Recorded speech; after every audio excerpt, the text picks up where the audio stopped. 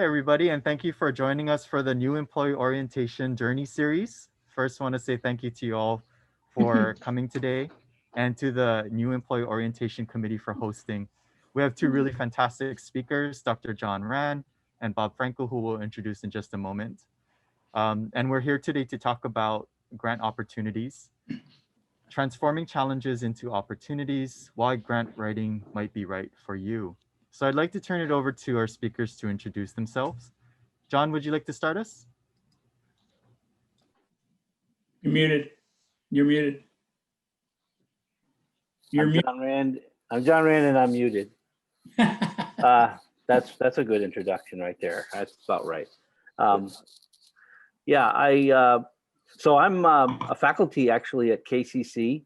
I haven't been around for a while, and but I have returned to KCC. I was started at KCC back in 1990, and so I taught a whole bunch of courses at KCC, mostly in physics and some of the A&P as well.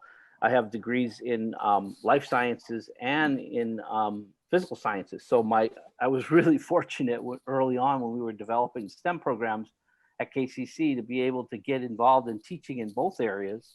And so that was pretty exciting. And I got to introduce a whole bunch of different courses at KCC. So everything from the anatomy physiology series to the physics series. And then eventually we developed engineering. And so I got involved in teaching some engineering. So I've had a really good time teaching.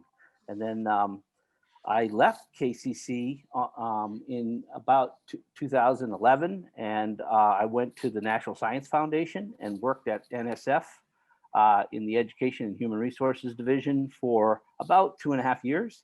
And then when I returned, I got sort of tagged by John Morton, you may have heard that name from before. John asked me to come and work at the system office for a few years. So I've been at the UH system office until about August of this year. And now I'm back on faculty because we've kind of pared back the system offices big time. We can talk about that if you're interested, but anyway, so that's sort of my background. And I was involved originally with Bob and a number of others to help develop mostly the STEM program at KCC, mostly through the National Science Foundation, which is how I sort of got involved with them. And so we started the STEM center there at KCC, got some money from the state to actually build the center itself, rebuild the building and do all kinds of cool stuff. So that's sort of my background. And I'm here to help out in any way I can, hopefully pass the torch to some eager new grant writers, implementers, evaluators, anything you want to become, because it's a real ripe area, I think, and a really good opportunity right now with COVID and with the university struggling so much in the state, that this revenue stream is a possible savior, I think, for some of our programs. So anyway, I'll stop. Thank you, John. And before we go over to Bob, just wanted to ask everybody to introduce yourself in the chat box so you can connect with your colleagues in this space as fellow grant gurus. Bob, would you like to introduce yourself? Yeah, aloha, everybody. I'm Bob Franco. I started at KCC in 1985. I finished a PhD that was focused on Samoan immigration to Hawaii and California, New Zealand and Australia. The dissertation was entitled Samoan Perceptions of Work, Moving Up and Moving Around.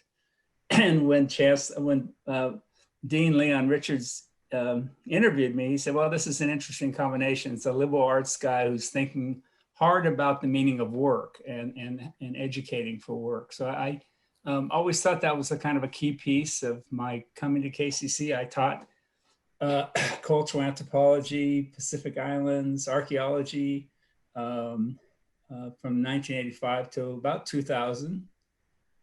And then 2001, John Morton, as John Rand, when John was the provost here, I think his title was still provost back in those days. He asked me to develop a planning and grants function. At that time, there was a planning and institutional research office led by Frank Abu Saif.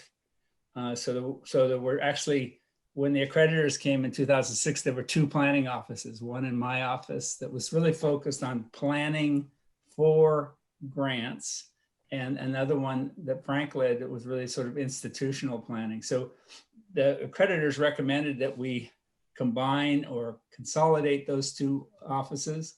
And in 2009, we created the Office for Institutional Effectiveness, which combined accreditation, planning, assessment, research, and grants development. And it was about that time that we hired Brandon and we began to really develop some policies around how the college would do grants development. So that policy, I think, is certainly due for a review and updating. But that model was really developed from some work I'd done with the University of Indiana system. And they suggested that you should bring all those functions together under one roof. And that's been a good idea because it means that our institutional research people are, just a few steps away. And when we need data for grant submissions, we ask them for that. We try to ask them that in a timely way. And then when we need evaluation, if the grant only requires internal evaluation, then I can just turn back to, for now it's Kara and Sean, and say, how are we doing on this grant? So we submit the baseline numbers on the front end of the grant, and then we track them for 3 to 5 years to see if the grant had the desired outcomes. The other part that was in there was accreditation and planning. And so I've tried all these years to make sure that grants that leave the campus can be aligned with a strategic plan measure, or so that we're not chasing grants just for money, but that we're chasing grants that sort of improve the college's performances on the strategic plan. So that's always been important to me, that we are aligning external grant getting with things that we need to do on the campus. Because as you all know, we're busy enough without having a new grant come in from left field that really doesn't drive institutional improvement. So that's been my perspective since OFIE started. I cut my teeth on grants in 1994 when Leon Richards came into my office in the social science department and said, Bob, we need somebody to write a Title III grant. And I did. I wrote the next round in 99 and 2004 and 2009. So there was a whole 15-year period of writing Title III grants. And I always thought that the main thing those grants told us was, they ask you what number is too low or too high, and then what are you going to do with that number if it's too low or too high? And so it always kind of, again, grounds the grant in quantitative outcomes. That turned out to be the case with I wrote two successful HUD grants, a number of NSF grants with John and the STEM team, wrote 2 Title VI grants around international education, wrote 5 or 6 grants to the Corporation for National Service, and all of them have the same general trend: is how does the institution's grant ideas line up with what the funder wants to get done? And so that's always sort of the first thing you're looking for in grants is what is it that because the funders, in the case of federal funders, they're all replying to Congress and they want to show numbers that justify their budget requests to Congress. So NSF's particularly oriented that way, I think, but a lot of federal programs are. So if we're helping those agencies meet their outcomes, they're more likely to turn around and give us more money. So that's been the cycle. And if that cycle of funding can also drive improvement for the institution, I think that's the sweet spot in all of this. So I'll stop there. Thank you, Bob. Really appreciate that. Well, we are an innovation campus, and it really does take a village. I want to give a shout out to one of the NEO cohort members joining us today, Allison Ota in the library. You've been a fantastic help with grant applications over the summer as well, so shout out to you. We also are joined with some principal investigators, Dean Lisa Raddick and Dean Navaa Napoleon, and a number of, and Amy Yamashiro. A number of you are here. Oh, and Hervey Collin. Number of you are already working on grant projects and are contributing to our extramural revenue every year. So for the panelists, I think one of the big questions that new employees and people looking to get into the grant business are wondering is, what's a good way to start? We are at like the forefront of major changes for our institution, and I'd like everybody to feel welcome to contribute their ideas. Grant writing is, of course, something that will take a lot of time and energy, but you don't have to do it alone. So from the seasoned experts, what do you think is a good way to start, thinking back to your first moment in your first application? Maybe Bob, we can start with you. Well, that's why I oversee the strategic planning process and Kara is going to be taking over that process this year. The first thing is sort of see where your ideas align with the directions the college wants to go, right? So see the strategic plan and say to yourself, how might this grant proposal help us on one of the strategic planning measures, or on an intervention designed to help the campus improve on a particular strategic planning measure.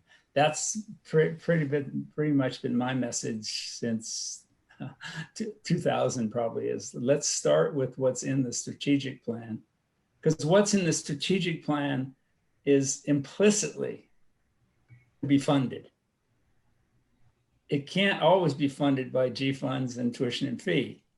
So let's just think of external funds as a way of getting strategic plan measures funded. That's where I would start. I'll turn it over to John for. Well, I agree with that, but I think that from a faculty perspective, it really starts with a really good idea.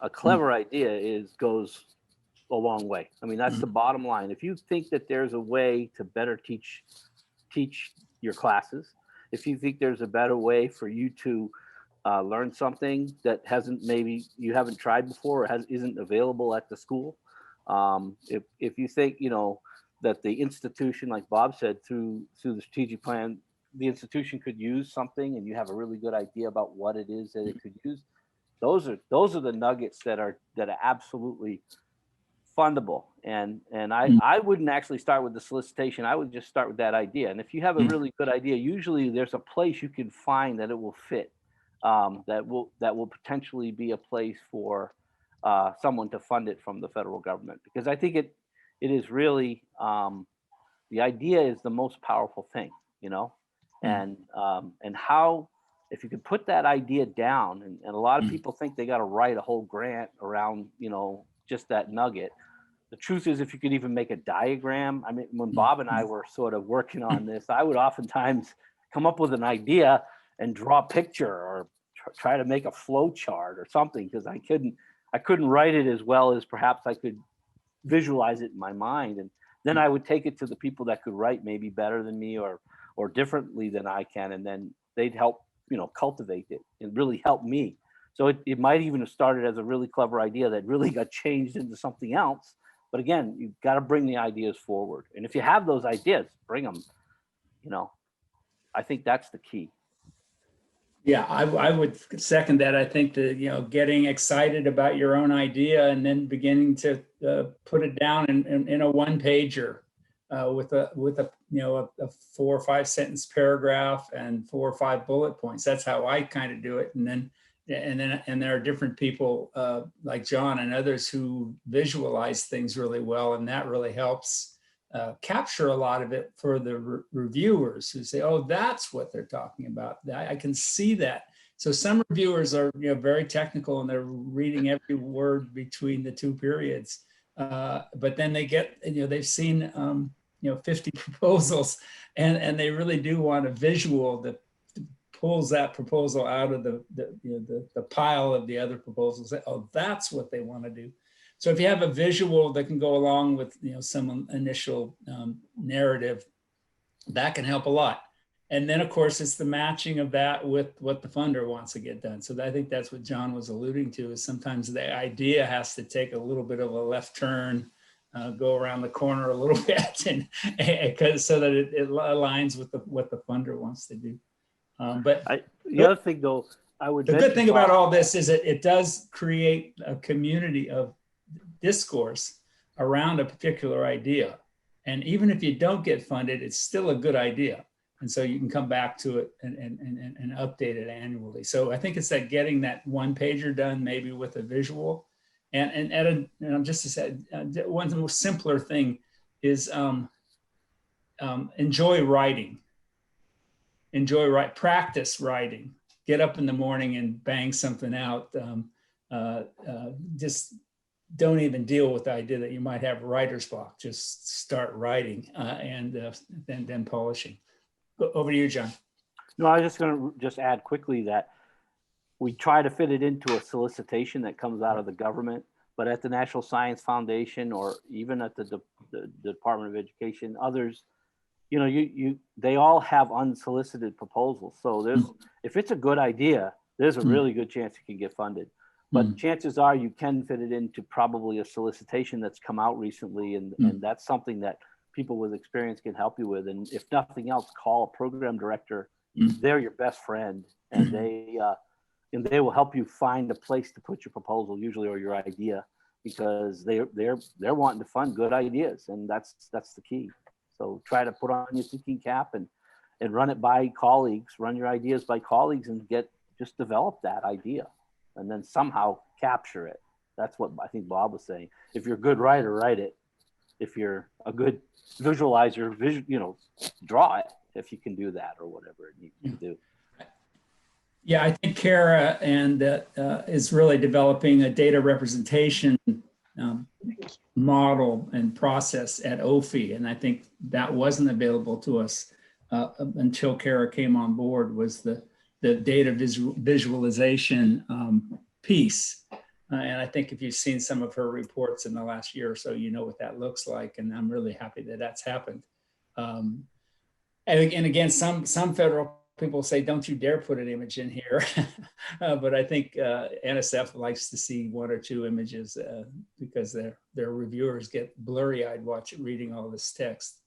I do think it's helpful to bring some colleagues into the process, and it used to be, and pretty much still is, on the federal level, you need to see who's eligible for grants. And for a long time, it just said, universities. And then it said colleges and universities. And I still wasn't hooked. And so when it says 2-year and 4-year institutions, or when it's explicitly got 2 years of community colleges in it, I think we've got a shot. Pardon me. I would I joined this conversation today just when someone was speaking, and I apologize, I can't remember her name, but she was suggesting that there's a fairness to the federal government, and if you kind of got a grant from the government that was successful, that you did yours and now they want to give it to someone else. And I'm sorry, I don't know who that was that said that, but I wanted to suggest, as a program officer when I was at NSF, we had a lot of discussions about that, and I would suggest that's not true at all. In fact, if you're really good at this and you come up with an idea and you have a grant and it was successful, there's a really high probability that they will fund you again, because they want program officers, their name's on the grant as well. They want to be successful. So if they know they have a PI or project manager that knows what they're doing and gets the job done, evaluations come out as expected, they love that. That's just a feather in their cap, and you have a very high probability. In fact, I would say that so strongly that there's a whole program at the National Science Foundation, and actually at NASA now, and other programs called EPSCoR. And EPSCoR was actually put forth by the Congress to support these folks that won't need a chance to write grants and oftentimes don't have that opportunity because they come from a place that isn't as, as doesn't accelerate in these areas as well. And EPSCoR program was designed for that because NSF did a really interesting study back in the 2000s, and they found that all of the money, principally from the federal government, was going to 19 states of the 50 states in the US. And all these other states weren't getting any money compared to these 19 states. And it's just because if you do a good job and you write grants really well and you have success, they keep funding you. And you get a reputation and they keep funding you. So my point is, please don't think that if you were successful and you got a lot of money that you're not qualified to get that money again. They'll tell you if you're not qualified, but for the most part, they want you in the game and they want to keep you in the game. So I would just suggest that you should rethink that maybe if you think it's a deterrent, because it's really, I don't think it is. Thank you both for covering these really awesome points about how to get started. I wanted to go back to the point that Bob brought up about putting together a one-pager. And John, also your experience as a federal program officer can speak to the importance of having concept papers.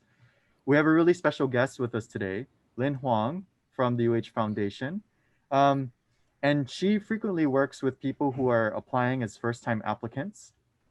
Concept papers are very key to the work that we do in developing relationships. Lynn, would you like to introduce the services from UH Foundation? Hi, good morning, everybody. For those who don't know me, I'm Lynn Huang, and then I got married and became Poi. So I do go by Lynn Huang Poi, but you can call me anything you want. I work with the UH Foundation, and KCC is the campus that I serve. And so I'm very proud to be here. I love our campus. I think that we are the bestest and the most powerful community college out of the system. And that's just between us. I won't say it anywhere elsewhere. The UH Foundation, we work with private citizens, the private sector, family foundations, corporations.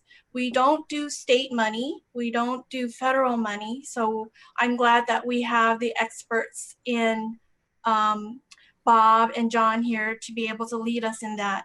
But where we can grow a little more is your ideas and your concept papers can also be a little bit aligned and or kind of remastered to fit into the large priority that we're doing with our federal grants, but something that might not be funded by the federal government. A private person who really likes that initiative may say, okay, I'm going to jump in and I'm going to pay for this other thing that this grant doesn't fulfill, but is also very much needed by what we want in our priorities and initiatives. So feel free to reach out to Brandon and I. He's helping broker this integration where if you have these ideas and how can we make it work for the private sector? How can we get more corporations involved? I think that's an area where our college can grow. We're very powerful in federal grants.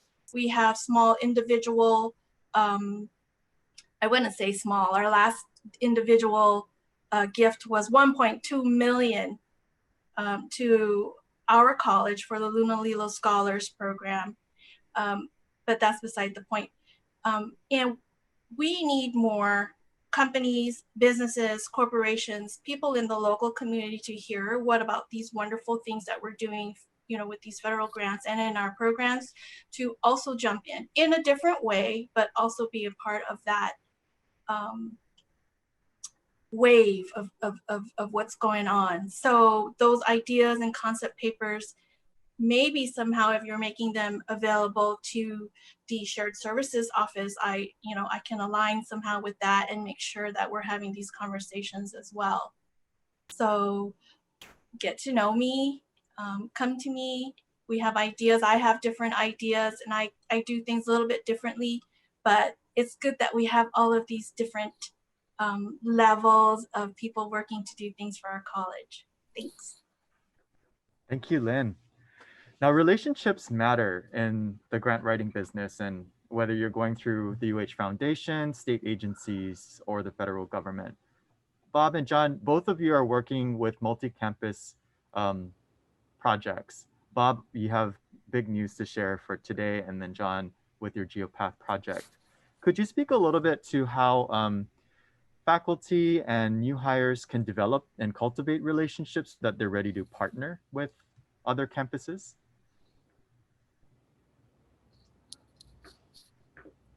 Yeah, okay. Well, let me start. I guess longevity matters. I guess Bob and I probably can attest to that, and Lynn too. I don't remember when you started, Lynn, but I've been around for a long time, and I think that's part of it. But I think starting at the department level and then working, you can work out. It's pretty straightforward. I think we used to have a lot more meetings sort of in the system area, and I've been very fortunate. I work for the UH system, so I've had a lot of contacts at other places. And I think if you find that you're having trouble sort of reaching out to colleagues at other campuses or in the state, you know, you can always find people that have had a lot of relationships with other people in the STEM area. I'd be happy to help you and talk to you and drop names and so on. I mean, that's sort of how I think that happens. Certainly for the National Science Foundation and the sciences. So probably at some point I've worked with a mathematician or a STEM person somewhere on some campus.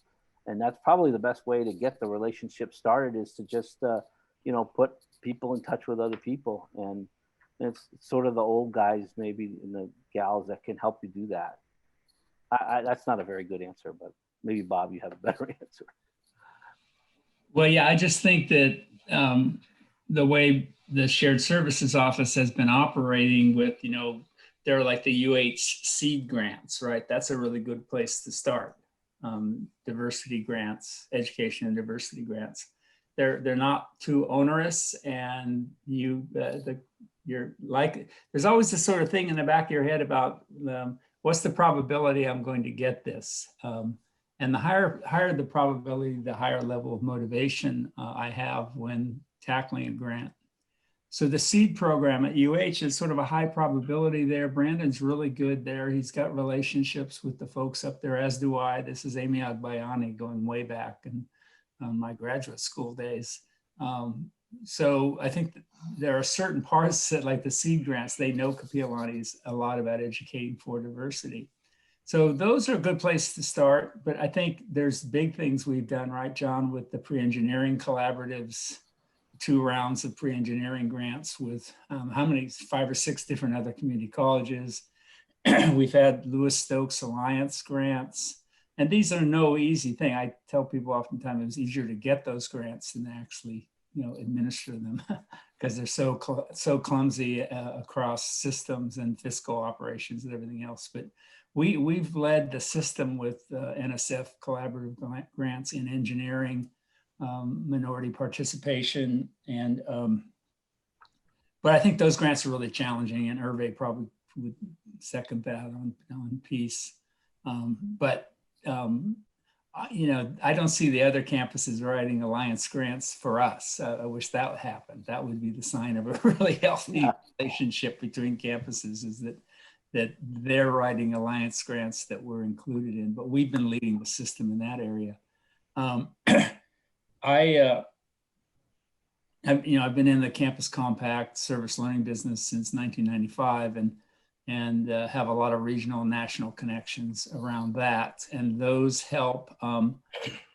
Part of why you want to have these relationships is because you come to a part of the grant where it asks you about dissemination. How are you going to get the word out on the good work that you did on your grant? You want to have networks of people that you can send it to. The other thing that's in there, and connects to a point I made earlier, is typically the funder has a question at the end, say, how are you going to continue this work after the grant fund ends? When we stop funding you, what's going to happen to this? And we want to say, and if we're authentically connected to the strategic plan, we can say, listen, this was in our strategic plan and we were going to do it anyway. You're just helping us get it done faster. And we will continue to do this as part of the college's strategic plan. That's been a very winning strategy. And that's part of why I try to connect the grants to directions the college has already identified for itself.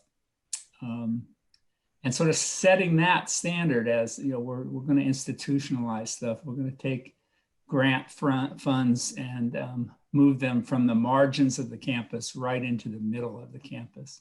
And then of course, at that end, you also want to have local partners. And I think we've done well with Commitment of Schools and Oceanit and some other sort of local emerging tech businesses.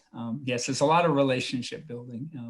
And as Lynn talks about, you know, there's a lot of work that we've yet to do with private sector businesses, but that may be the short-term focus, is building those more corporate and private. I have a question. Sure.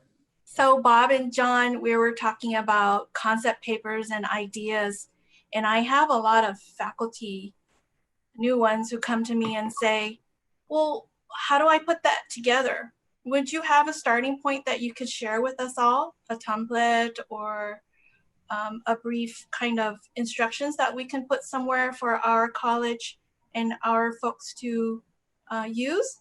And I can use that as a starting point to help people as well. Not to insult anybody who doesn't already know how to do that, but it's kind of different for different things. And with, you know, a winning formula, we get a good head start. Having the availability of the shared services office, we didn't even have that when I was playing this game at KCC, and that seems like it's extremely powerful. I mean, I would even suggest that Brandon probably has something like that sitting around, but I don't know that because I haven't done a grant with him recently, or we're doing one now, I guess. But so I would probably first reach out to that office and see what's available there. And they certainly could put whoever in touch with the appropriate person, either whether it's someone that's done this before or your office or Bob's, you know, what Bob's up to and so on. Because I think we probably do that, right? Am I right, Brandon? Yes, thank you. I'm happy to have a conversation with anybody who is interested in seeking funding. And my approach has been to talk to people first and have that connection to understand where it's coming from. We're facing a lot of budgetary challenges. So if people are looking for funding that way, it'll be easier to resolve whether it's an operational cost versus something that grants will fund. One really important thing that we can cover is the difference between grant funds and institutional funds that we would get through G funds and so on and so forth. I think a template could definitely help us clarify basic things, like in a sentence, what are you searching for funding for? How much money do you need? And that's going to be common throughout whatever kind of grant application you go forward with. I've seen great templates for people that work in nonprofits or in higher education, but I think our campus has tapped into so many different types of funding that either require grant applications or not at all. So that's where our relationships and contractual agreements come in, and that's a really, really good source of business for us. So I'll share a couple of quick examples. Our non-credit programs, for example, have a lot of state partnerships with state agencies, Hawaii Tourism Authority, Department of Health, and Human Services. And it's based on these professional relationships where we receive a bunch of money from the state. And sometimes those don't require that we start with something as traditional as, say, like a need statement. But you're absolutely right that a template can help us get there. Okay, I think another really important thing to think about is the time commitments when you're seeking funding. And we all have encountered situations where we have great ideas when we're driving home, and getting the pen to the paper and to the people that will make the funding decisions is really our ultimate goal. So Bob and John, what would you foresee the time commitment being for somebody who's brand new and looking to get involved with grant writing? You want to start, Bob? Yeah, I'll go ahead. Yeah, of course, obviously it depends on the scope of the project and how much transformation you're planning to make. And in terms of a template, I've always been a stickler, and I think people know this, for you telling us which strategic plan performance measure is this related to. I think there was a period of time where we got very entrepreneurial with grants, and there was just a swirl of activity, meetings and conferences, and it was too much because there was no focus on, on specific strategic plan. I just think that's always important to think about in a templated way. If I'm going to do this, it's going to help the college achieve measure 2B and 3A. And that always gets me more excited because, again, I can make the argument on that grant at the end that the institution is going to continue doing that. Okay, so the time commitments for the grant writing, it's oftentimes dependent upon how soon we can identify a grant and the deadline. And so that's why it's important for you to get us ideas early, because the grant might be coming up December 15th. That fits pretty well, and that will drive us crazy. But and so it's sort of, if you think of this as you'd like to start on a sort of slow developmental plane like this, and have like a 6-month, 9-month developmental period. In that case, it's easier to integrate into your workload. If the grant's due in 3 weeks, it's like this, and everybody's going, ah. So I think you have to get your ideas to us so that we can search around, and Brandon's really good at looking at the Federal Register and finding things that might work, things that say community colleges may apply. And then if there's a deadline that's 6 to 9 months out there, that makes it easier for everybody. So what we don't like, and IR people are like this too, is we don't like, let's get this done by, and this used to happen. This grant's due in 2 weeks. Let's slap something together and send it to the federal government. And even if we don't get it, they'll give us advice. That was a really hard way to go. So better we get your ideas earlier in a one-pager, identify potential grants that we can apply for, and hopefully they're 6 to 9 months out. So then the developmental period is like this. And then it always peaks like a week before as we're finishing. Then the other thing to think about on the time is who's on the management team. And I think Brandon and I and John have moved to thinking about the management team earlier so that we know who's doing what, who's defining roles and responsibilities. So what role does your chair play, the dean, the vice chancellors, the fiscal business office piece, the evaluation piece? What does that look like in a management chart? So we try to move to that pretty quickly. Because if we can get the management chart and the roles and responsibilities figured out appropriately, then the workload isn't too crazy. It's a bit crazy, but it's not too crazy if we can sort of share the work amongst a number of people. Anyway, John? Nothing motivates like a deadline. Yeah. So, I'd love to say, Bob is absolutely right. That's the way you're supposed to do it. But we know a grant's due in 6 months, and it's a flurry of activity 3 weeks before. And I don't know that we've ever actually I've ever got a grant in early, ever. So time commitment wise, it's a lot of thinking if you're the sort of the person that's doing that kind of the work. If you're a really good writer, it may be a lot easier. For you, oftentimes STEM guys, we don't like to write as much as we like to sort of visualize and think and so on. So it becomes more laborious for us, unless you really like to write. And that's a huge combination. If you can do that, it'd be great to have you on board. Because the writing part does take some time and effort, and you do have to follow. Oftentimes, if you're trying to go in a solicited grant, you have to follow the rules, and you have to make sure you answer the questions and do all the parts and bits and so on. Fortunately, there's a lot of structure on the campus now to help you do certain places and certain things. You got to get your CV together. You got to get, all of the past grants that you had and all the details together. It's really wonderful. Once you do it, the time sink on that kind of stuff drops almost immediately away because it's all in your computer and you just pop it into the grant. Other things, data management plans, and there's all kinds of little things that you have to worry about. Fortunately, again, you have an office that is helping you do some of this stuff. So I think it's probably a little easier than it used to be because of that. Yeah. But, you know, honestly, you have to have a passion. If you don't have a fire in your belly about your idea, you probably are going to think it's just too much of your time, because it does take a lot of time. And I hope, Brandon, your follow-up question isn't just about what's the time and timeline or time commitment involved in building the grant and getting the grant, but then once you get the grant, it's like the old OMG moment, right? What am I going to do now?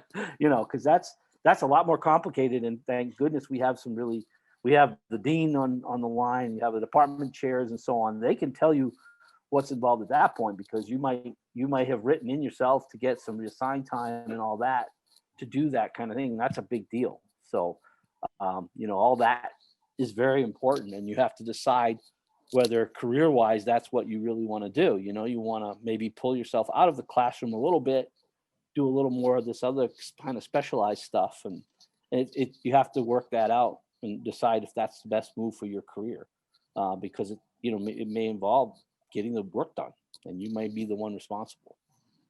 Yeah, let me add, there was a day probably in the 2000s when we could get a lot of what we then called assigned time, which we're now calling teaching equivalency.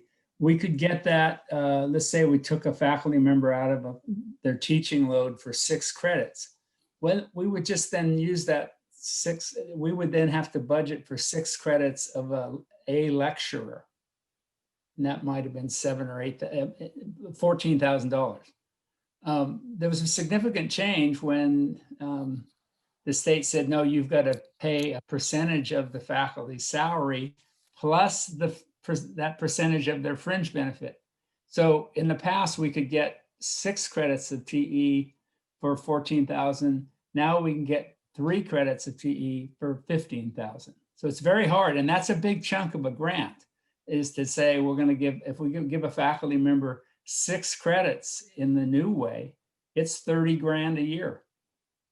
And that then means that person who's getting that assigned time, they become viewed as the person that's responsible for everything, rather than having 4 people on 3 credits assigned time spread across the year. You could afford that. So I think that was the kind of policy change at the state level. Basically, they're asking the federal government to pay our faculty salary and their fringe. Before that happened, we could do a lot more with TE. So I don't know that the campus is aware of that change, but that has changed how we think about teaching equivalency. So we often move that money into, say, summer overload instead.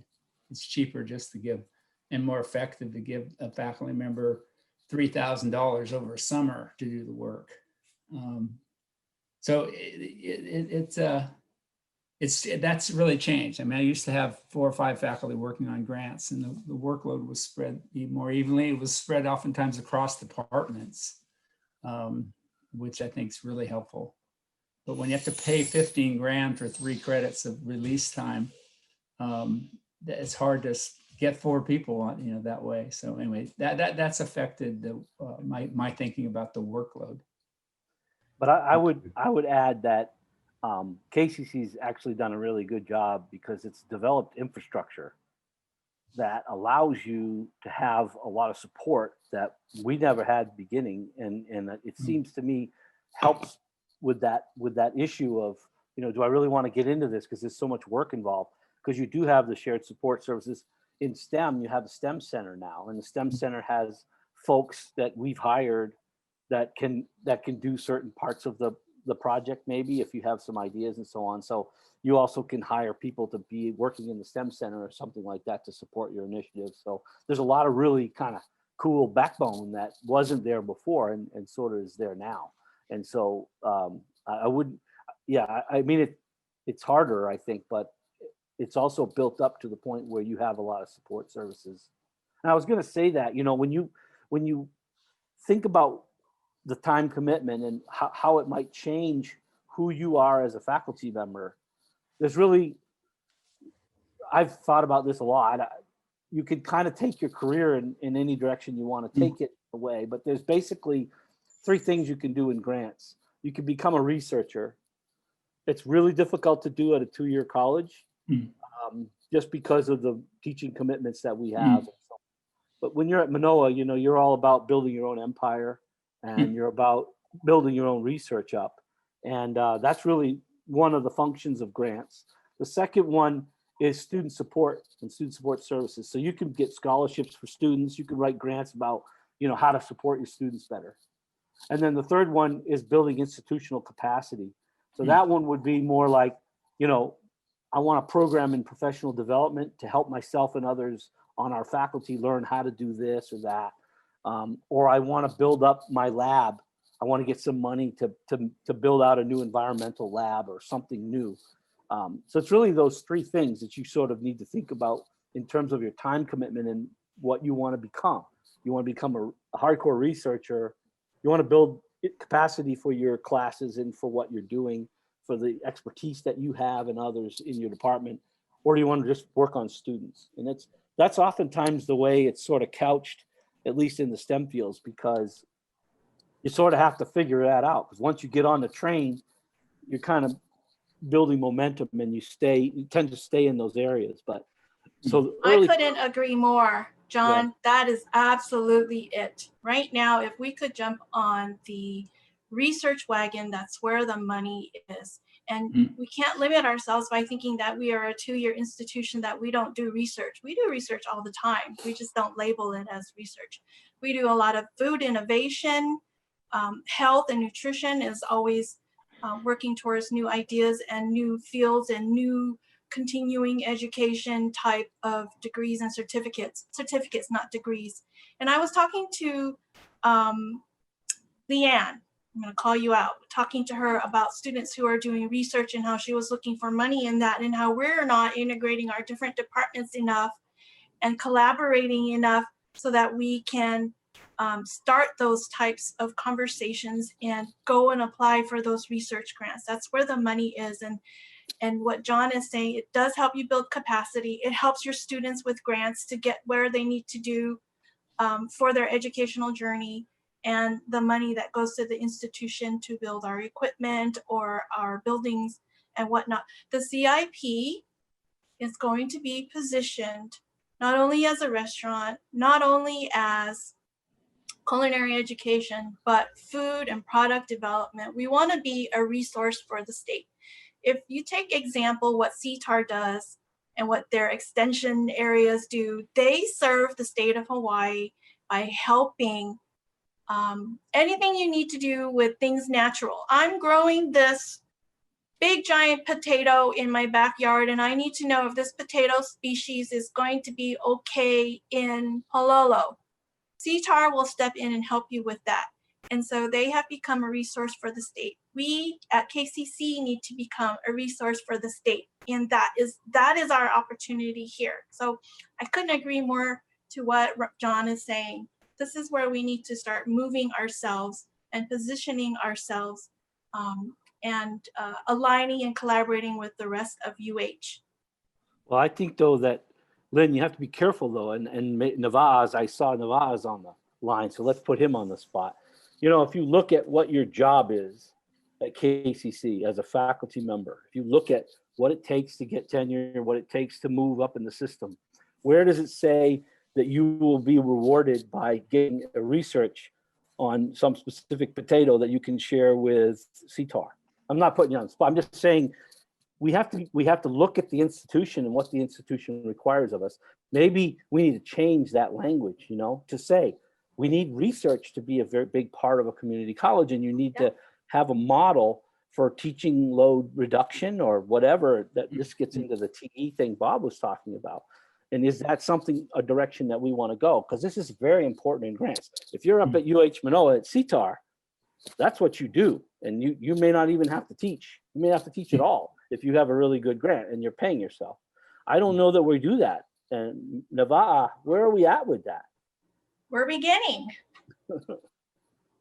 These are definitely very important personnel points in terms of time commitment, career journey, a whole lot of things that we'll be looking into. And I will connect with Nava'a and the other campus administrators about this.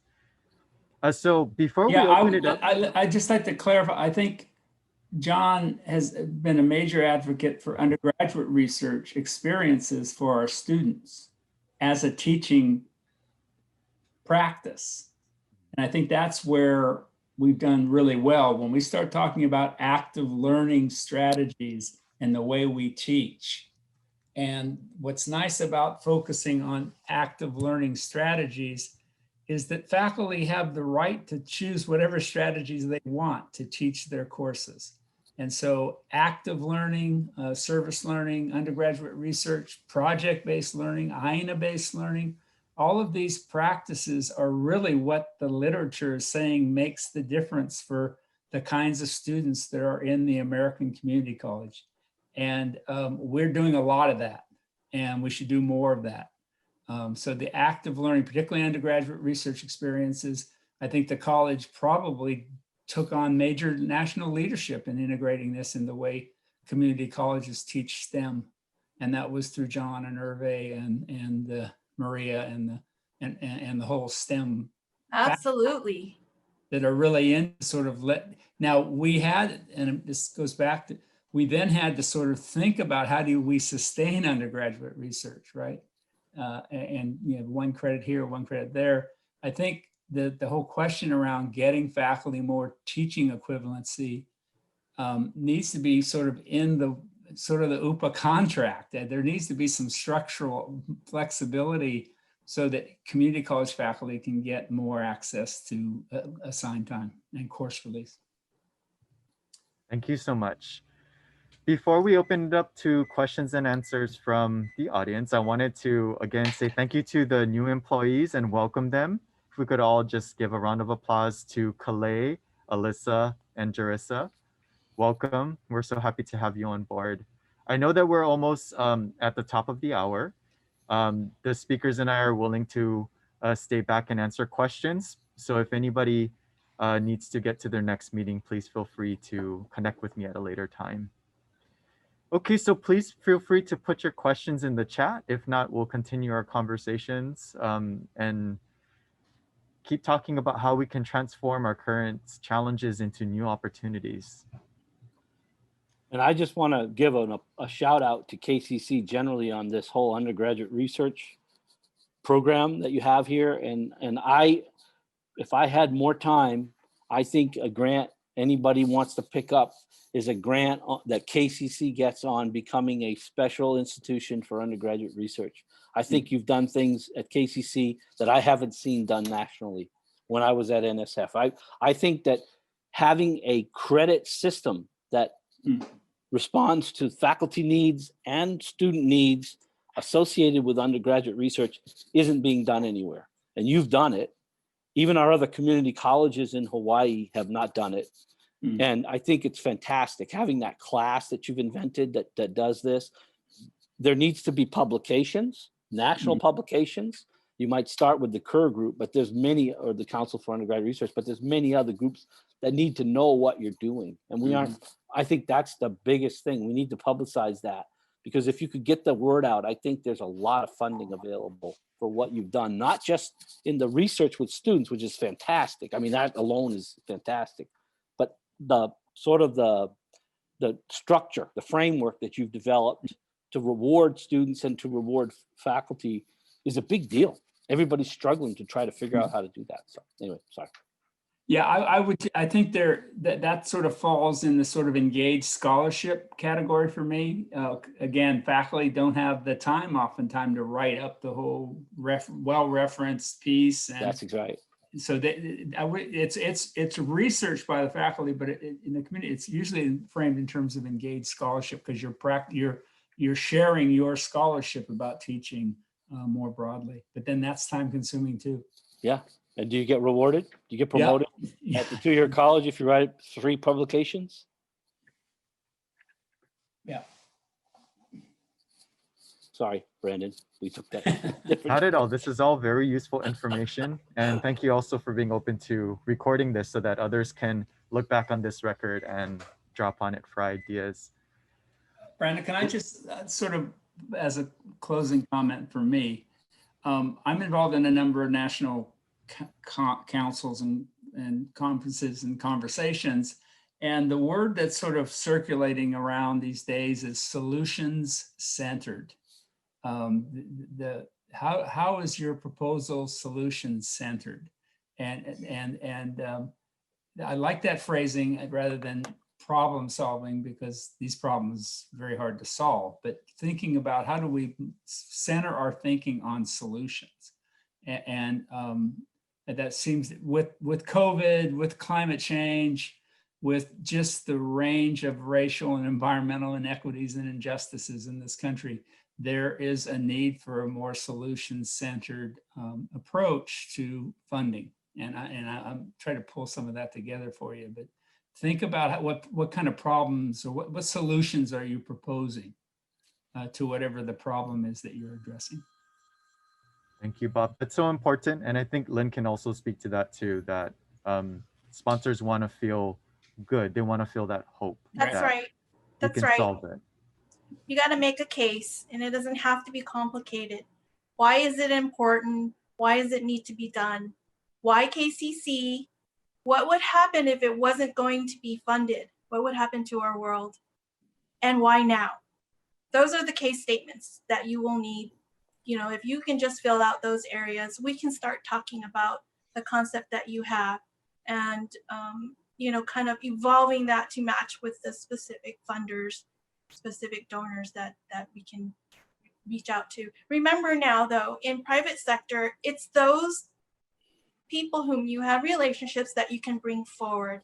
I won't have a donor always sitting in my pocket, but if it's, say, Virginia in the library, she's going to bring forward all these librarians, ex-librarians to me, tutors, mentors, everybody that she's been working with, vendors, alumni, and we can look at that list to see who may be someone whom we can talk to, someone whom we can bring to the table and say, I've got an exciting project. Could you help us and partner with us in doing this? So think about who you have, who you're working with, and the relationships there. Who are your champions and your advocates? Those are the people who will likely help fund something. Okay, so I leave you with that. Case statements. Thank you. John, closing remarks? Yeah, I think you have to have passion. It's not something you can do. You will take your career in a different direction if you decide to go this way. It's very, very, very rewarding, but you have to have a passion for that. And unfortunately, I think a lot of the faculty don't. And we need to find those faculty that do and really start to, you know, accelerate your career in the direction you want to take it. So if you have that kind of passion, please reach out to the folks that are on this, you know, all the folks on this talk, because I think it's a chance for you to really motivate and move yourself as well as the campus. Especially in these times, we've got to do this. We've got to find the people that want to do it. Both write the grants, although we have a lot of help with that now. But then do you want to do the programs that you're inventing? That's the key. We got to find those people really who really wants to do these sort of out of the box things, you know? It's great stuff if you have that passion. Thank you. Another really big round of applause for our new employees, Calais, Allison, and Durissa. Thank you to the new employee orientation committee. Thank you to Lynn. Thank you to Bob and John for today's talk. This has been really great. We'll end the formal program here, and we'll continue to be online if you have questions that you'd like to chat with us. Thank you again for your time.